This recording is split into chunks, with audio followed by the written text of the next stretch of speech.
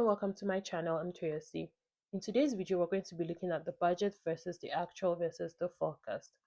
A company can hit its numbers or budget and still be in trouble because hitting your numbers doesn't mean that the business is healthy. And how most companies or startups actually run out of cash is by managing the business using the original budget. So let's break this down. First, we have the actuals. Actuals are reality, what has happened, real cost, real revenue, while the budget is the plan that was made at the beginning of the year or at the end of the previous year based on assumptions. While the forecast gives you an updated view of the future based on what is currently happening. So, for example, we're in April 2026. January to March 2026 are actual numbers, real cost, real revenue. But in December 2025 or January 2026, we made a budget for the full year 2026 based on assumptions.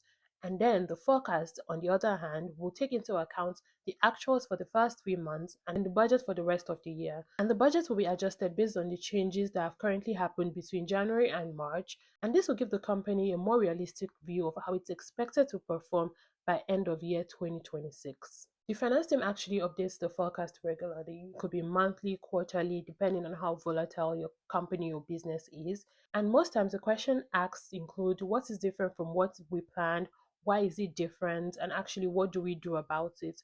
And this will help the management leadership actually make decisions based on a more realistic plan and not an outdated plan that was made at the beginning of the year.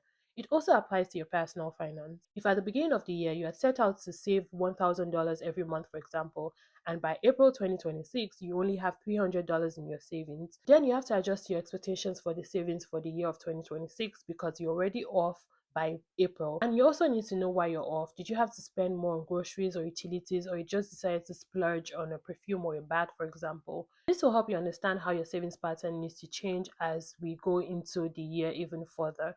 Ultimately, the goal of the finance team is not to be 100% accurate at the beginning of the year, for example, with the budget. It's ultimately being able to change really fast as reality occurs. Thank you for watching this video. If you found it useful, give it a thumbs up and don't forget to follow at Toyosi's Finance Nuggets. Goodbye.